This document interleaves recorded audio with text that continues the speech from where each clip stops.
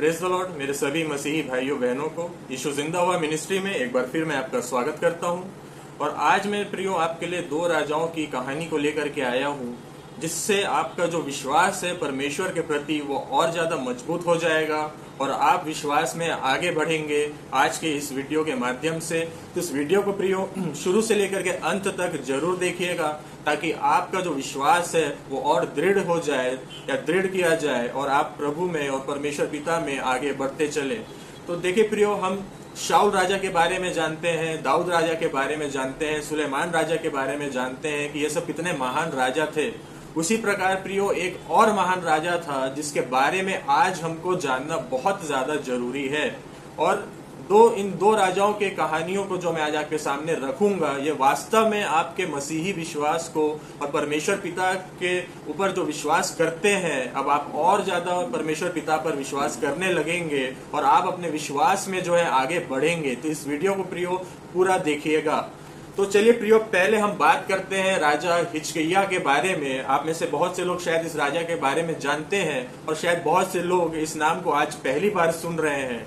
तो या बहुत से लोगों ने सिर्फ ऊपर इसे पढ़ा होगा, लेकिन आज मैं आपको राजा हिजकिय्याह के बारे में बताने जा रहा हूं, जो कि एक बहुत ही महान राजा था और परमेश्वर पर वे शुरू से लेकर आखिरी तक जो है भरोसा करता है और अपनी मृत्यु से वो बचता है और उसकी जो आयु है वो 15 वर्ष बढ़ा दी जाती है परमेश्वर के द्वारा। और एक राजा आसा के बारे में हम बात करेंगे इस वीडियो में, जो कि भरोसा शुरू में उसने परमेश्वर पर रखा, लेकिन आखिरी समयों पे उसका जो भरोसा होता है, जो विश्वास होता है, वो डगमगा जाता है और वो मृत्यु के घाट, एक रोग के कारण, पांव के रोग के कारण वो मृत्यु की घाट में उतर जाता है। उसकी मृत्यु हो जाती है पांव के रोग के कारण, क्योंकि उसका विश्वास, उसका भरोसा जो था परमेश्वर के ऊपर से उठ जाता है। तो चलिए प्रियो, पहले जानते हैं राजा हिजकिय्याह के बारे में, जिसने शुरू से लेकर आखिरी तक अपना भरोसा, अपना विश्वास केवल परमेश्वर पिता के ऊपर रखा।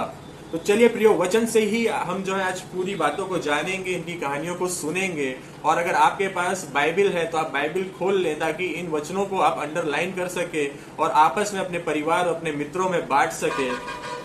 तो पहले दोस्तों हम बात करेंगे राजा हिजकिय्याह के बारे में, जो कि पाया जाता है दूसरा राजा के 18वें अध्याय में। तो प्रियो, मैं आपके सामने पढ़ूंगा और जिनके पास बाइबिल नहीं है उनके लिए स्क्रीन पर मैं वचन डालूंगा। आप मेरे स्क्रीन से भी जो है देख करके पढ़ सकते हैं इन वचनों को। तो प्रियो, पहले तो हम जानते हैं राजा हिजकिय्याह के बारे में कुछ बातें, जो वचन हमें कहता है। एला के पुत्र इजराइल के राजा होशे के तीसरे वर्ष में यहूदा के राजा आहाज का पुत्र हिजकिय्याह राजा हुआ। देखिए, राजा आहाज का जो पुत्र था वो हिजकिय्याह राजा था। देखिए दोस्तों, राजा आहाज जो था, वो जो इसका पिता था, वो बहुत बुरा राजा था। उसने परमेश्वर के विरुद्ध सारे काम को किए थे। उसने इतने अधर्म के काम किए थे कि अपने पुत्र तक को उसने होम बलि करके चढ़ा दिया था आग में। तो यह उसी का ही बेटा है जो हिजकिय्याह राजा के बारे में आज हम बात करने जा रहे हैं। जब वह राज्य करने लगा तब 25 वर्ष का था और 29 वर्ष तक यरूशलेम में राज्य करता रहा।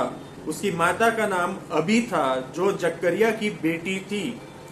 जैसे उसके मूल पुरुष दाऊद ने किया था, जो यहोवा की दृष्टि में ठीक है, वैसे ही उसने भी किया। उसने ऊंचे स्थान गिरा दिए, लाठों को तोड़ दिया, अशेरा को काट डाला। पीतल का जो सांप मूसा ने बनाया था, उसको उसने इस कारण चूर चूर कर दिया कि उन दिनों तक इजरायली उसके लिए धूप जलाते थे, और उसने उसका नाम नहुश्तान रखा।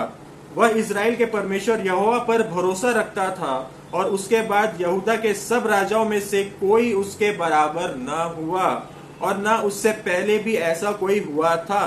वह यहोवा से लिपटा रहा और उसके पीछे चलना न छोड़ा, और जो आज्ञा यहोवा ने मूसा को दी थी उनका वह पालन करता था।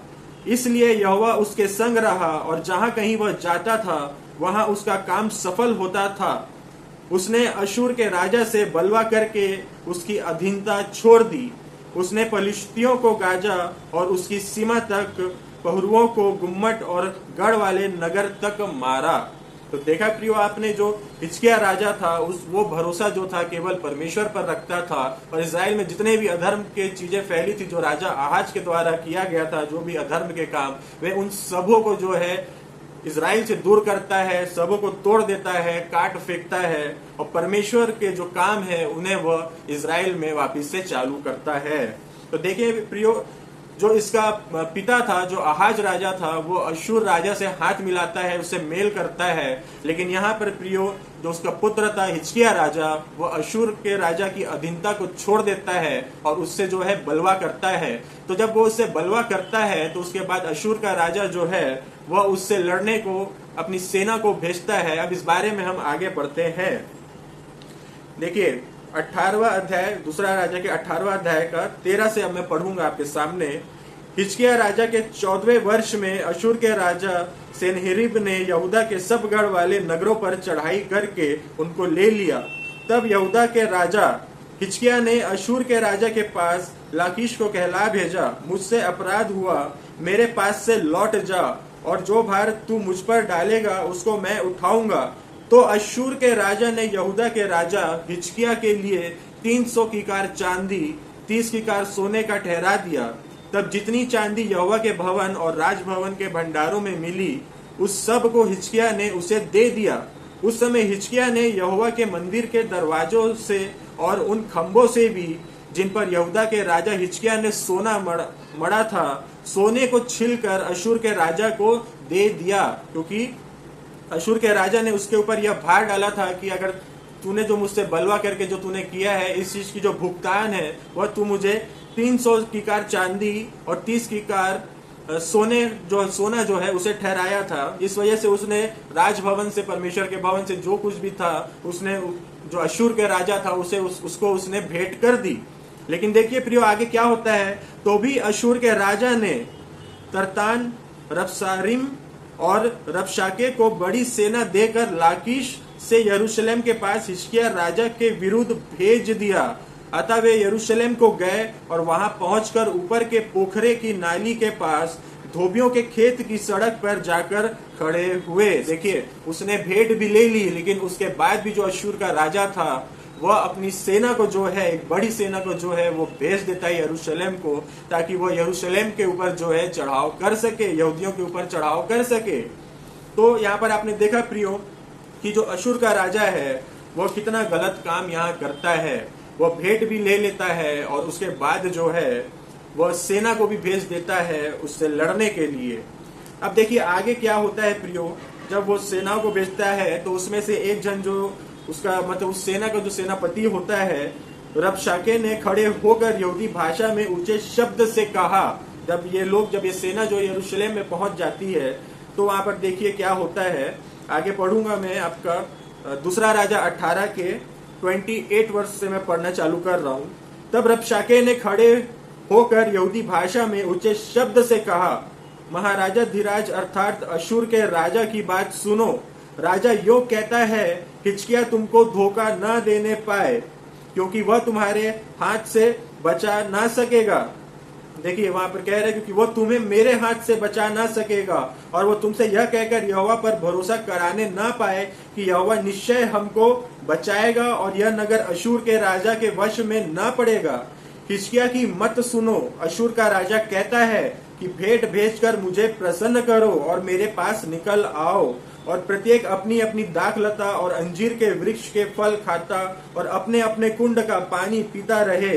तब मैं आकर तुमको ऐसे देश में ले जाऊंगा जो तुम्हारे देश के समान अनाज और नए दाख मधु का देश, रोटी और दाख की बारियां का देश, जलपाइयों और मधु का देश है। वहां तुम मरोगे नहीं, जीवित रहोगे।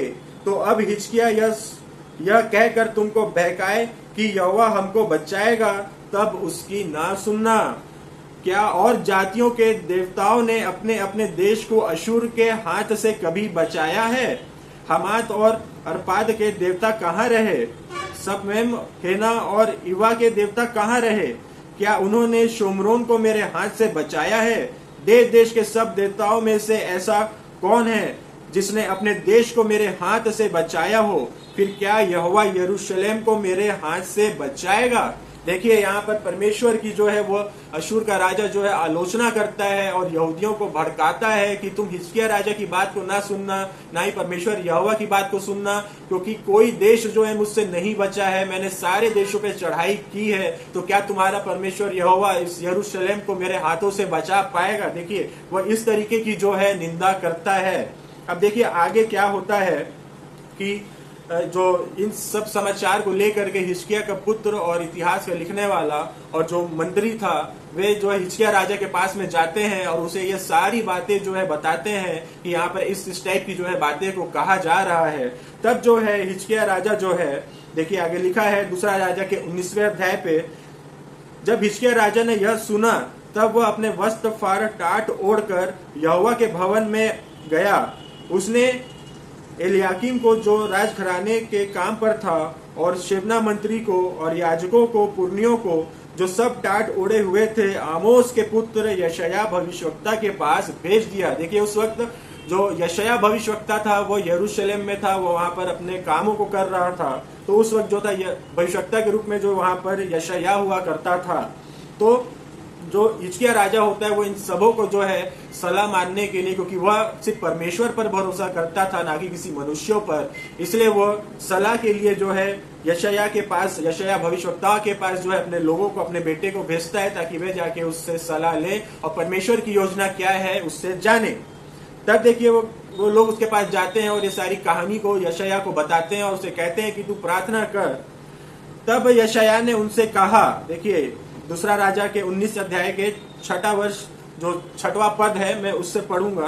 तब यशायाह ने उनसे कहा, अपने स्वामी से कहो, यहोवा यो कहता है कि जो वचन तूने सुने जिनके द्वारा अश्शूर के राजा के जनों ने मेरी निंदा की है, देखिए यहाँ पर परमेश्वर कह रहा है कि मेरी निंदा की है, उसके कारण मत डर, सुन मैं उसके मन को प्रेरित करूंगा कि वह कुछ समाचार सुनकर अपने देश को लौट जाए और मैं उसको उसी के देश में तलवार से मरवा डालूंगा। देखिए परमेश्वर क्या कह रहा है कि मैं उसके मन को ऐसा प्रेरित करूंगा कि वह कुछ सुसमाचार को सुन के, कुछ बात को सुन के क्या होगा, अपने देश को लौट जाएगा। और जब वो अपने देश को लौट जाएगा तो वहां पर क्या होगा कि परमेश्वर उसको उसी के देश में, अश्शूर के राजा के ही देश में जो है उसे मरवा डालेगा। यह जो बात जो है परमेश्वर जो है यशायाह के माध्यम से हिजकिय्याह तक जो है पहुंचाता है। उसके बाद देखिए प्रियो, फिर से जो है अश्शूर का राजा की जो है धमकी आती है।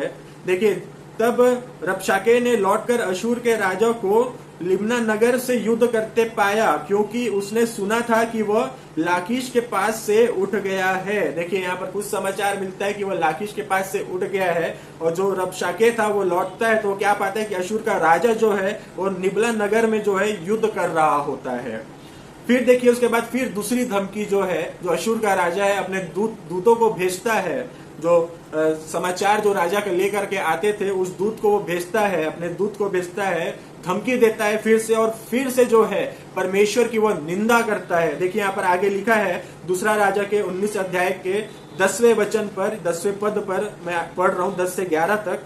तुम यहूदा के राजा हिजकिय्याह से यो कहना, तेरा परमेश्वर जिसका तू भरोसा करता है यह कहकर तुझे धोखा न देने पाए कि यरूशलेम अश्शूर के राजा के वश में ना पड़ेगा। देखिए कह रहे हैं कि परमेश्वर तुझे धोखा ना देने पाए कि जो यरूशलेम है वो मेरे हाथ में ना पड़ेगा।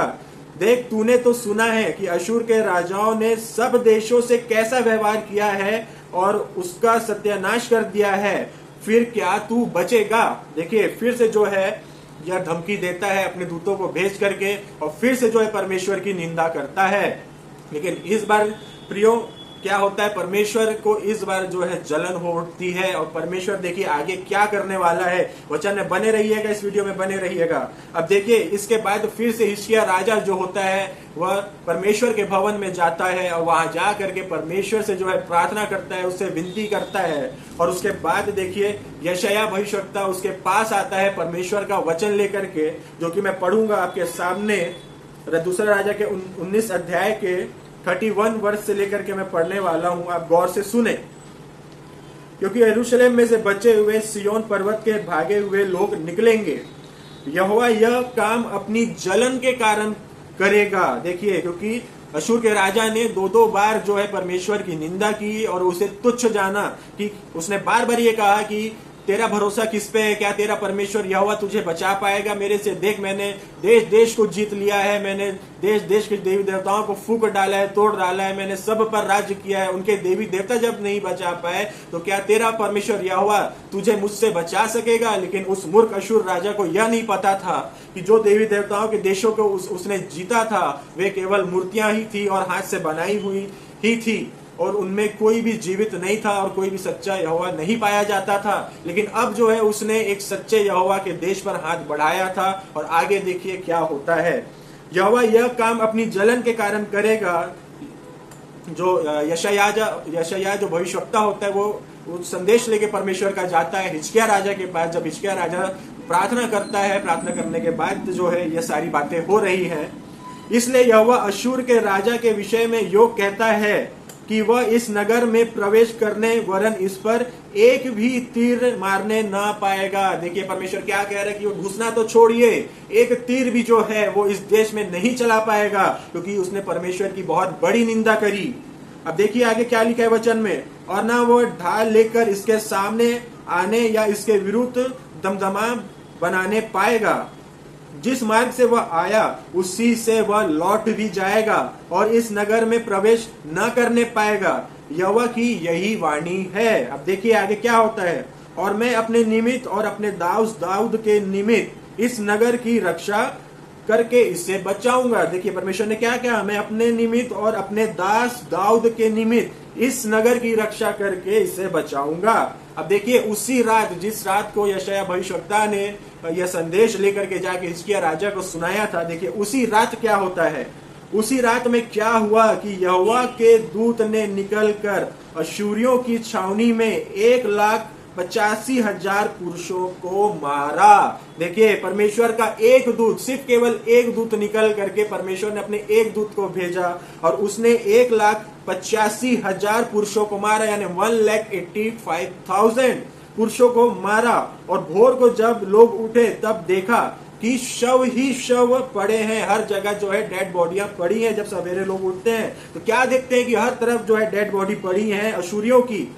तब अशूर का राजा सनहेरीब चल दिया और लौटकर निनवे में रहने लगा। देखिए जिस रास्ते से वह आया था उसी रास्ते से वह चला गया। परमेश्वर ने पहले ही कहा था कि जिस रास्ते से वह आया है उसी रास्ते से वापस जाएगा और मैं उसको उसी के देश में मरवा डालूंगा। तो देखिए आगे क्या होता है, तब अशूर का राजा सनहेरीब चल दिया और लौटकर निनवे में रहने लगा।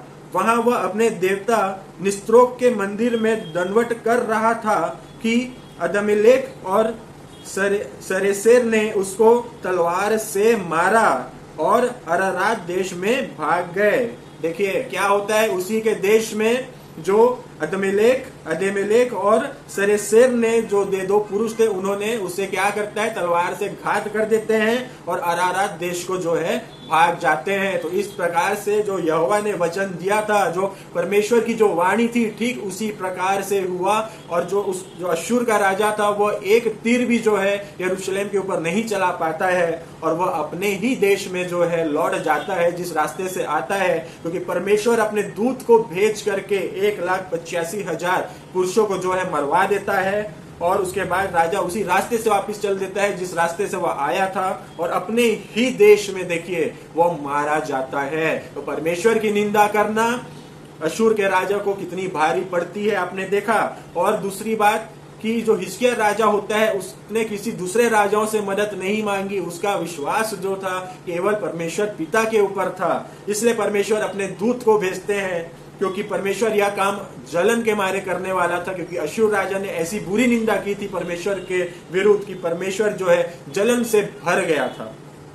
अब देखिए क्या होता है, राजा हिजकिय्याह इन सब बातों के बाद रोगी होता है और उस रोग से बचता है और मृत्यु से बचता है और उसकी आयु को परमेश्वर 15 वर्ष बढ़ा देता है। अब मैं इस वचन को दूसरा राजा के 20वें अध्याय से पढ़ना चाहूंगा। देखिए यहाँ पर क्या लिखा है, उन दिनों में हिजकिय्याह ऐसा रोगी हुआ कि मरने पर था और आमोस के पुत्र यशायाह भविष्यवक्ता ने उसके पास जाकर कहा, यहोवा यो कहता है कि अपने घराने के विषय जो आज्ञा देनी हो वह दे, क्योंकि तू नहीं बचेगा, मर जाएगा। तब उसने दीवार की ओर मुंह फेर यहोवा से प्रार्थना करके कहा, हे यहोवा, मैं विनती करता हूँ, स्मरण कर कि मैं सच्चाई और खरे मन से अपने को तेरे सम्मुख जानकर चलता आया हूँ और जो तुझे अच्छा लगता है वही मैं करता आया हूँ। तब हिजकिय्याह फूट फूट कर रोया। तब ऐसा हुआ कि यशायाह आंगन के बीच तक जाने भी ना पाया था। मतलब उसने, यशायाह ने आके कह दिया कि तू मरने वाला है, तुझे जो भी अपने परिवार से कहना है तू कह ले, क्योंकि तू नहीं बचेगा। और यह कहकर वो लौट रहा था, और इसी बीच में जो हिजकिय्याह राजा जो है प्रार्थना करता है, और प्रार्थना करने के बाद फूट फूट के रोता है। और यशायाह भविष्यवक्ता होता है, वह उसके आंगन में पहुंचा भी नहीं था कि देखिए आगे क्या होता है। तब ऐसा हुआ कि यशायाह आंगन के बीच तक जाने भी ना पाया था कि यहोवा का यह वचन उसके पास पहुंचा, लौट कर मेरी प्रजा के प्रधान हिजकिय्याह से कह कि तेरे मूल पुरुष दाऊद का परमेश्वर यहोवा यो कहता है कि मैंने तेरी प्रार्थना सुनी और तेरे आंसू देखे हैं। देख मैं तुझे चंगा करता हूं, परसों तू यहोवा के भवन में जा सकेगा। मैं तेरी आयु 15 वर्ष और बढ़ा दूंगा। देखिए यहाँ पर क्या हुआ कि परमेश्वर कहते हैं कि मैं तुझे चंगा कर दूंगा, तू परसों ही मेरे जो परमेश्वर का भवन है वहां जाने पाएगा, और मैं तेरी आयु को जो है 15 वर्ष बढ़ा दूंगा। तो देखिए प्रियो, उसने अपने मृत्यु तक जो है परमेश्वर पर भरोसा रखा। इस वजह से परमेश्वर ने उसे आशीष दी और उसकी आयु को बढ़ा दिया, और उसकी मृत्यु को, उस रोग को परमेश्वर ने 2 दिन के अंदर दूर कर दिया, और वो परसों जो है परमेश्वर के भवन जाने पाए। यहाँ पर लिखा है कि तू परसों परमेश्वर के भवन में जाने पाएगा। तो जो रोग उसे जो लगा था, जिसके कारण वो मरने पर ही था, वहां से परमेश्वर ने उसे बचाया और उसे 15 वर्ष जो है उसकी आयु को और बढ़ा दिया। तो देखिए प्रिय, परमेश्वर पर हमें जो है विश्वास जो है हमारा हिजकिय्याह राजा के जैसे होना चाहिए कि हर बात में उसने जो है परमेश्वर पर ही भरोसा किया। जब पहली बार उसके ऊपर सताव आया अशूर राजा के द्वारा, तब भी उसने परमेश्वर पर भरोसा किया, विश्वास किया, और यशायाह भविष्यवक्ता के द्वारा जो है उसने सलाह मांगी। जब दोबारा उसने अशूर के राजा ने धमकी भेजी और परमेश्वर की निंदा की, तब भी उसने क्या किया, परमेश्वर के भवन में जाके परमेश्वर से प्रार्थना किया, और यशायाह के पास परमेश्वर का संदेश पहुंचा, और यशायाह जो है हिजकिय्याह राजा के पास गया और उसे यह सारी बातों को उसने बताया जो मैंने अभी आपको इसके पहले बताई। और उसी रात को जो है एक दूत ने उतर करके अशूर के राजा के 1,85,000 लोगों को मार डाला। और फिर उसके बाद देखिए अशूर का जो राजा था वह भी अपने देश को लौट गया, और वहां पर जो है उसे भी परमेश्वर ने उसी के ही देश में मरवा डाला। तो जो घमंड था अशूर के राजा का, वो चकनाचूर जो है परमेश्वर ने इस प्रकार किया। तो आप समझ जाइए प्रियो, घमंड करना जो है वो उचित बात नहीं है। परमेश्वर घमंड से बहुत चिढ़ता है। जो शैतान था प्रियो, जो हेलेल था, जिसे हम आज शैतान कहते हैं, उसने भी घमंड किया था। उसने भी अपना सिंहासन को परमेश्वर के तुल्य ऊंचा करने का सोचा, अपने आप को परमेश्वर के तुल्य करने का सोचा, क्योंकि उसके अंदर जो है घमंड आ चुका था, अहंकार आ चुका था। उसके वजह से जो है परमेश्वर ने उसे स्वर्ग से फेंक दिया, और उसकी सारी चमक, सारी खूबसूरती, उसको जिस बात पे घमंड था और जिस बात में अहंकार था, उन सब चीजों को परमेश्वर ने छीन लिया। ठीक उसी प्रकार से अशूर राजा के साथ भी परमेश्वर ने ऐसा किया। अब प्रियो, अब हम दूसरी बात करेंगे राजा आसा के बारे में, कि राजा आसा जो था वो भी एक अच्छा राजा था प्रियो। उसने भी शुरू में बहुत अच्छे काम किए, लेकिन अंत में प्रियो उसका जो भरोसा था वह परमेश्वर से उठ गया और वो रोगी होकर के मारा गया। अब राजा आहाज के बारे में दोस्तों हम पाते हैं, इसके लिए हम जल्दी से निकाल लेंगे दूसरा इतिहास, और उसका 14, 15, 16 अध्याय में मैं पढ़ता हूं आपके लिए। जल्दी से निकाल लें प्रियो, दूसरा इतिहास उसका 14, 15, 16 अध्याय में जो है हम राजा आसा के बारे में जानते हैं। देखिए मैं थोड़ी थोड़ी बातों को रख रहा हूं, आप अगर पूरी अच्छे से पढ़ना चाहते हैं तो अपनी बाइबल में जाकर के इन वचनों को अच्छे से पूरा पढ़ सकते हैं। देखिए मैं जल्दी इसलिए सब वचनों को रख रहा हूं ताकि वीडियो ज्यादा लंबा ना हो, और आप जो है वीडियो को पूरा देखें ताकि आप जो है सही आत्मिक ज्ञान को पाए और परमेश्वर के विश्वास में और दृढ़ हो जाए। मेरा आज का जो ये वीडियो इसी के ऊपर है कि आज हम अपने विश्वास को परमेश्वर के ऊपर ऐसा दृढ़ करें ताकि जैसी भी परिस्थितियां हो जीवन में, चाहे सुख की चाहे दुख की, मगर हमारा जो विश्वास है वो परमेश्वर से जो है हटना नहीं चाहिए प्रियो, तभी जो है हमारा उद्धार होगा। अब देखिए प्रियो, मैं आपके सामने पढ़ूंगा राजा आसा के बारे से इन वचनों के द्वारा। अब आप भी मेरे साथ जो है स्क्रीन पे देखते जाएं और पढ़ते जाएं। देखिए यहूदा में आसा का राज्य, यहूदा का राजा आसा, ये हम पाते हैं दूसरा इतिहास के 14 जो उसका अध्याय है उसको मैं पढ़ने जा रहा हूं। अंत में इब्या अपने पुरखाओं के संग सो गया और उसको दाऊदपुर में मिट्टी दी गई, और उसका पुत्र आसा उसके स्थान पर राज्य करने लगा। इसके दिनों में 10 वर्ष तक देश में चैन रहा। देखिए, जब राजा आसा जो है राज्य करता है तो 10 वर्ष तक जो है कोई लड़ाई झगड़ा नहीं होता है, चैन रहता है राज्य में। आसा ने वही किया जो उसके परमेश्वर यहोवा की दृष्टि में अच्छा और ठीक था। उसने पराई वेदियों को और ऊंचे स्थानों को दूर किया और लाठों को तोड़वा डाला और अशेरा नामक मूर्तों को तोड़ डाला और यहूदियों को आज्ञा दी कि अपने पूर्वजों के परमेश्वर यहोवा की खोज करें और व्यवस्था और आज्ञा को माने। उसने ऊंचे स्थानों और सूर्य की प्रतिमाओं को यहूदा के सब नगरों में से दूर किया और उसके सामने राज्य में चैन रहा। और उसने यहूदा के गढ़ वाले नगर बसाए क्योंकि देश में चैन रहा। उन वर्षों में उसे किसी से लड़ाई न करनी पड़ी क्योंकि यहोवा ने उसे विश्राम दिया था। तो देखिए प्रियो, यहाँ पर राजा आसा को जो है परमेश्वर ने विश्राम दिया था। उसके राज्य के 10 वर्ष तक, 10 सालों तक कोई भी युद्ध जो है नहीं होता है और सब लोग जो वहाँ चैन से रहते हैं। और जो राजा आसा होता है ये भी परमेश्वर के बताए हुए रास्तों पे चलता है और वो सारे अधर्म की जो चीजें होती है उन्हें तोड़ डालता है, उन्हें बाहर फेंक देता है। अब देखिए प्रियो, आगे राजा आसा के विरुद्ध 10 लाख पुरुष की सेना। अब देखिए यह वचन हमें दूसरा इतिहास के 14 अध्याय के 9 से लेकर 14 तक मैं आपके सामने पढ़ूंगा। देखिए 10 वर्ष के बाद अब क्या होता है, 10 लाख की जो पुरुषों की सेना होती है वह राजा आसा से जो है लड़ने को आती है। अब मैं आपके सामने पढ़ूंगा 9 से लेकर 14 तक। उनके विरुद्ध 10 लाख पुरुष की सेना और 300 रथ लिए हुए जेहर नामक एक कुशी निकला और मरेशा तक आ गया। तब आसा उसका सामना करने को चला और मरेशा के निकट साप्ता नामक तराई में युद्ध की फाती बांधी गई। तब आसा ने अपने परमेश्वर यहोवा की यो दोहाई दी, हे यहोवा, जैसे तू सामर्थी की सहायता कर सकता है वैसे ही शक्तिहीन की भी। हे हमारे परमेश्वर यहोवा, हमारी सहायता कर क्योंकि हमारा भरोसा तुझी पर है और तेरे नाम का भरोसा करके हम इस भीड़ के विरुद्ध आए हैं। हे यहोवा, तू हमारा परमेश्वर है, मनुष्य तुझ पर प्रबल न होने पाए। तब यहोवा ने कुशियों को आसा और यहूदियों के सामने मारा और कुशी भाग गए। आसा और उसके संग के लोगों ने उनका पीछा गरार तक किया और इतने कुशी मारे गए कि वे फिर सिर न उठा सके क्योंकि वे यहोवा और उसकी सेना से हार गए और यहूदा बहुत सी लूट ले गए। देखिए, और यहूदी जो होते हैं वो बहुत सी लूट उसके बाद ले जाते हैं।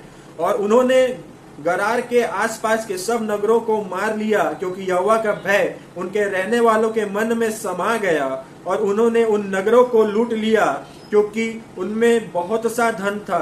फिर पशु शालाओं को जीतकर बहुत सी भेड़ बकरियां और ऊंट लूटकर यरूशलेम को लौट गए। तो देखिए, जब 10 साल के बाद जब ये एक सेना आती है, जो जेहर नामक एक कुशी जो पुरुष होता है वे 10 लाख पुरुषों की सेना और 300 रथ लिए हुए जो है राजा आसा से लड़ने को आता है। और राजा आसा जो है परमेश्वर से जो है प्रार्थना करता है, विनती करता है। और परमेश्वर, देखिए तब क्या होता है कि परमेश्वर जो है, जो कुशी लोग आए होते हैं उन्हें इतनी मार ये लोग मारते हैं कि वे इतनी लूट, देखिए उनको इतना मारते हैं कि कुशी लोग फिर से जो सिर उठा नहीं पाते क्योंकि वे इतनी बड़ी मार खाते हैं कि जो है वो शर्मिंदगी से जो है उनका सिर जो है नीचा हो जाता है। और बहुत से जो लूटपाट है जो उसके बाद जो यह आसा राजा होता है यह करता है और सारी चीजों को लेकर के वो वापिस यरूशलेम को लौट जाता है। तो देखिए यहाँ पर तक इसने यहोवा पर भरोसा रखा है और यहाँ पर इसने बहुत जो है अपना भरोसा को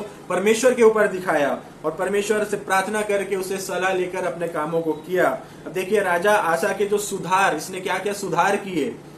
राजा आसा की सुधार हमें दूसरा इतिहास के 15वें अध्याय में देखने को मिलता है। मैं आपके सामने पढ़ूंगा 15 अध्याय का 1 से लेके 15 तक आपके स्क्रीन पर भी मैं शो कर रहा हूं और जिनके पास बाइबिल है वे सारी बातों को अंडरलाइन कर लें।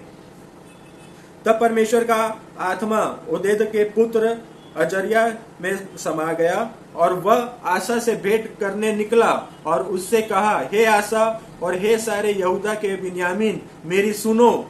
जब तक तुम यहोवा के संग रहोगे तब तक वह तुम्हारे संग रहेगा, और यदि तुम उसकी खोज में लगे रहो तब तो वह तुमसे मिला करेगा, परंतु यदि तुम उसको त्याग दोगे तो वह भी तुमको त्याग देगा। बहुत दिन इज़राइल बिना सत्य परमेश्वर के और बिना सिखाने वाले याजक के और बिना व्यवस्था के रहा, परंतु जब जब वे संकट में पड़कर इज़राइल के परमेश्वर यहोवा की ओर फिरे और उसको ढूंढा, तब तब वह उनको मिला।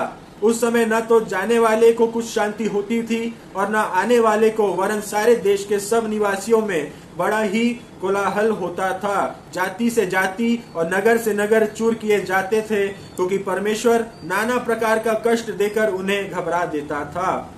परंतु तुम लोग हियाव बांधो और तुम्हारे हाथ ढीले न पड़े, क्योंकि तुम्हारे काम का बदला मिलेगा।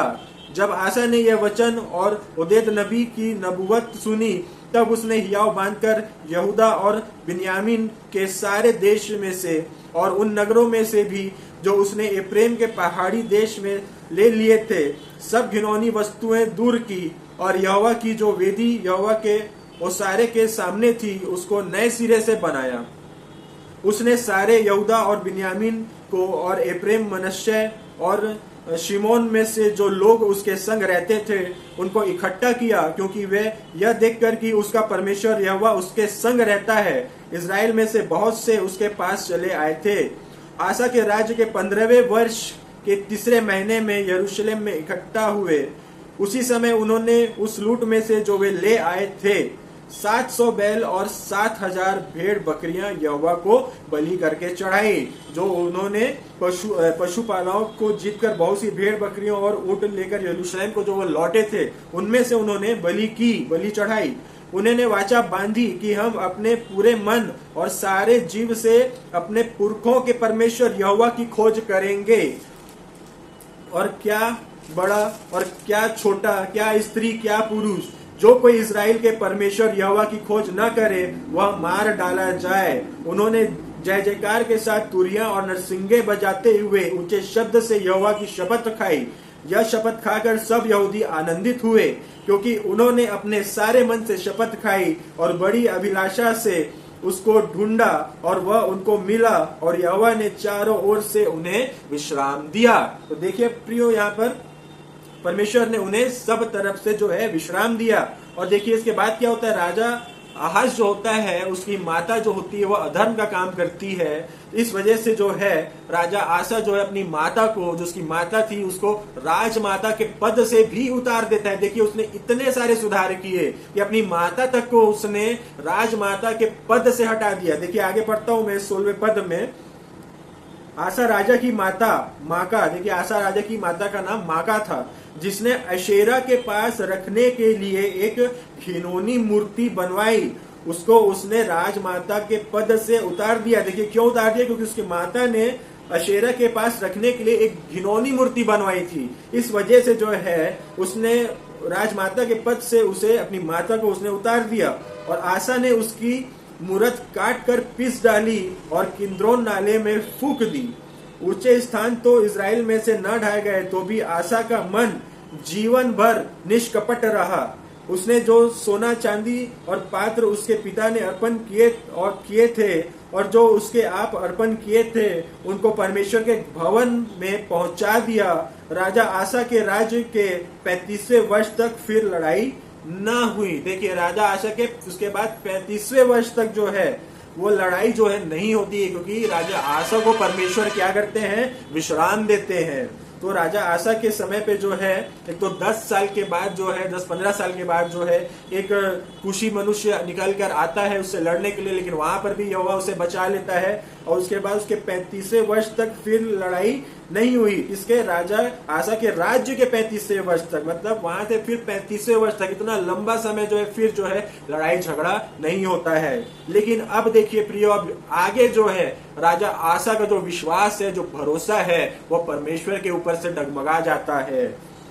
अब इस दूसरे इतिहास के हम 16वें अध्याय को मैं आपके सामने पढ़ने जा रहा हूँ, जहाँ राजा आसा का यहोवा से भरोसा जो है उठता है और वो भरोसा नहीं रखता है। देखिए यहाँ लिखा है, आसा के राज्य के 36वें वर्ष, देखिए 35वें वर्ष तक तो विश्राम था, कोई लड़ाई झगड़ा नहीं हुआ, लेकिन 36वें वर्ष में क्या होता है, 36 यानी आशा के राज्य के 36वें वर्ष में इज़राइल के राजा बाशा ने यहूदा पर चढ़ाई की और रामा को इज़राइली दृढ़ किए कि यहूदा के राजा आसा के पास कोई आने जाने ना पाए। देखिए वहां पर रामा को इसलिए दृढ़ किया कि यहूदा के राजा आसा के पास कोई आने जाने ना पाए। तब आसा ने यहोवा के भवन और राजभवन के भंडारों में से चांदी सोना निकाल कर दमिश्कवासी आराम के राजा बेनहदद के पास दूत भेजकर यह कहा, जैसे मेरे तेरे पिता के बीच वैसे ही मेरे तेरे बीच भी वाचा बंधे। देख मैं तेरे पास चांदी सोना भेजता हूँ, इसलिए आ इज़राइल के राजा बाशा के साथ की अपनी वाचा को तोड़ दे ताकि वह मुझसे दूर हो। बेनहदद ने राजा आसा की यह बात मानकर अपने दलों के प्रधानों से इज़राइली नगरों पर चढ़ाई करवाकर इयोन, दान, आबेलमेम और नप्ताली के सब भंडार वाले नगरों को जीत लिया। यह सुनकर बाशा ने रामा को दृढ़ करना छोड़ दिया और अपना वह काम बंद करा दिया। तब राजा आसा ने पूरे यहूदा देश के साथ लिया और रामा के पत्थरों और लकड़ी को जिनसे बाशा का काम करता था उठा लिया और उनसे उसने गेवा और मिस्पा को दृढ़ किया। देखिए प्रियो, यहाँ पर क्या होता है, जब राजा आसा का 36वां वर्ष होता है तो वहां पर राजा जो बाशा होता है, जो कि इज़राइल का राजा होता है, वे राजा आसा के ऊपर चढ़ाई करने को आता है। लेकिन यहाँ पर जो है राजा आसा जो है परमेश्वर से प्रार्थना नहीं करता है, परमेश्वर के नबियों से, जो नबी होते थे, जो भविष्यवक्ता होते हैं, उनसे जो है सलाह नहीं मांगता है कि परमेश्वर की क्या योजना है या मुझे क्या करना चाहिए। इसका जो भरोसा है वो राजा जो कि दमिश्कवासी था, आराम के राजा बेनहदद है ना, उसके ऊपर जो है इसका जो है भरोसा होता है कि यह मुझे जो है राजा बाशा से बचाएगा। वो अपने सोना चांदी की भेंट जो है उसे बेचता है कि तू अब मेरे साथ वाचा बांध और अपनी वाचा को इज़राइल के राजा से तोड़ और उसके ऊपर चढ़ाई कर और मुझे बचा। तो यहाँ पर देखिए क्या होता है प्रियो, भविष्यवक्ता जब ये काम हो जाता है तब उसके पास भविष्यवक्ता हनानी जो उस वक्त वहां पर था, जो कि परमेश्वर की ओर से वहां पर भविष्यवक्ता ठहराया गया था, वह जो है निकल करके राजा आसा के पास जो है परमेश्वर का जो है वचन लेकर के पहुंचता है। और देखिए वह क्या कहता है। उस समय हनानी दर्शी यहूदा के राजा आसा के पास निकल कर कहने लगा, तूने जो अपने परमेश्वर यहोवा पर भरोसा नहीं रखा वरन आराम के राजा ही पर भरोसा रखा है, इस कारण आराम के राजा की सेना तेरे हाथ से बच गई है। क्या कुशियों और लूबियों की सेना बड़ी ना थी और क्या उसमें बहुत से रथ और सवार न थे, तो भी तूने यहोवा पर भरोसा रखा था, इस कारण उसने उनको तेरे हाथ में कर दिया था। देख यहोवा की दृष्टि सारी पृथ्वी पर इसलिए फिरती रहती है कि जितना मन उसकी ओर निष्कपट रहता है, उनकी सहायता में वह अपनी सामर्थ्य दिखाए। तूने यह काम मूर्खता से किया है, इसलिए अब तेरे से तू लड़ाइयों से फंसा रहेगा। तब आसा दर्शी पर क्रोधित हुआ और उससे काट में ठोकवा दिया, क्योंकि वह उसकी ऐसी बात के कारण उस पर क्रोधित था। उसी समय से आसा प्रजा के कुछ लोगों पर अत्याचार भी करने लगा। देखिए भविष्यवक्ता जाता है, कहता है कि तूने ये गलत काम किया है। इससे पहले भी जो 10 लाख की सेना थी, जो कुशी सेना थी, वो जब तेरे पर चढ़ाई करी तब क्या यहोवा ने तुझे नहीं बचाया? तब तेरा भरोसा तो यहोवा के ऊपर था, लेकिन अब तेरा भरोसा जो है आराम के राजा पर है और तेरा भरोसा जो है परमेश्वर से उठ गया है। तो तब जो क्या होता है, देखिए आगे लिखा, देख यहोवा की दृष्टि सारी पृथ्वी पर इसलिए फिरती रहती है कि जिनका मन उसकी ओर निष्कपट है, उनकी सहायता में वह अपनी सामर्थ्य दिखाए। तूने यह काम मूर्खता से किया है, इसलिए अब से तू लड़ाइयों में फंसा रहेगा। देखिए यहाँ पर भविष्यवक्ता कहता है कि तूने मूर्खता वाला काम किया है, क्योंकि तूने परमेश्वर पर भरोसा नहीं किया, इसलिए अब जो तू है लड़ाइयों में फंसा रहेगा। इस वजह से जो है राजा आसा जो है उस हनानी भविष्यवक्ता के ऊपर बहुत ज्यादा क्रोधित हो जाता है और उससे काट में जो ठुकवा देता है और प्रजा से भी जो है वो अत्याचार करने लग जाता है। अब देखिए आगे क्या होता है। इसके बाद आदि से लेकर अंत तक आसा के काम यहूदा और इज़राइल के राजाओं के वृत्तांत में लिखे हैं। अपने राज्य के 39वें वर्ष में आसा को पांव का रोग हुआ। देखिए उसके 39वें वर्ष में जब वो 39 जो वर्ष जो था, जब 39वें वर्ष में वो पहुंचा, तब उसे पांव का रोग होता है और वह रोग अत्यंत बढ़ गया, तो भी उसने रोगी होकर यहोवा की नहीं वैद्यों ही की शरण ली। देखिए अब क्या होता है कि उसे पांव का रोग हो जाता है 39वें वर्ष पे। उसके बाद भी जो है भविष्यवक्ता जो हनानी होता है, जो उसे कहता है कि तेरा भरोसा परमेश्वर से उठ गया, तूने मूर्खता भरा काम किया है, इसलिए अब तू लड़ाइयों पर जो है घिरा रहेगा, लड़ाइयों से घिरा रहेगा। लेकिन इतने होने के बाद भी जो है उसका जो विश्वास है और भरोसा वो परमेश्वर पर नहीं आता है, और वह आखिरी में पैर का रोगी हो जाता है। उसके बाद भी जो है वो डॉक्टरों और वैद्यों पर जो है भरोसा करता है, और जो उसका भरोसा जो है प्रिय वो परमेश्वर पर नहीं रहता है। इस वजह से देखिए क्या होता है, अंत में आसा अपने राज्य के 41वें वर्ष में मर के अपने पुरखाओं के साथ सो गया। आप देखिए राजा आसा जो है 41वें वर्ष जब उसका राज्य के आता है, मतलब उसके पैर के रोग के 2 साल बाद जो उसकी मृत्यु हो जाती है, क्योंकि उसने वैद्यों पर भरोसा रखा, डॉक्टरों पर भरोसा रखा, जबकि उसका भरोसा परमेश्वर पिता पर होना चाहिए था। लेकिन उसको चेतावनी मिलने के बाद भी प्रियो उसने अपना विश्वास और भरोसा को जो है परमेश्वर पर नहीं ला सका। इस कारण जो है वो पैर के रोग के मारे मृत्यु की घाट जो है उतर गया, और उसे उसके पूर्वजों के बीच में जो है मिट्टी दी गई। और एक तरफ राजा हिजकिय्याह था, जिसने अपने जीवन में जब से वो राजा बना तब से लेकर मृत्यु तक उसने अपना विश्वास जो है परमेश्वर पर रखा। उसे भी रोग हुआ जिसके कारण वो मरने पर था, लेकिन उसने प्रार्थना करी और फुट फुट करके रोया, और परमेश्वर ने उसके रोग से उसे चंगा किया और उसकी आयु को 15 वर्ष बढ़ा दिया। तो आज का जो वीडियो था प्रियो इसी चीज के ऊपर था कि हमें अपना भरोसा विश्वास अपने जीवन में शुरू से लेकर अपने मृत्यु तक केवल परमेश्वर पर रखना है। चाहे खुशी के दिन हो, चाहे दुख के दिन हो, चाहे कैसा भी रोग हो, चाहे कैंसर हो, चाहे आपको किसी भी नाना प्रकार की बीमारियां हो, लेकिन आपका भरोसा जो है परमेश्वर से नहीं उठना चाहिए। तभी जो आप है उस रोग से चंगाई को प्राप्त कर सकते हैं और लंबी आयु को पा सकते हैं।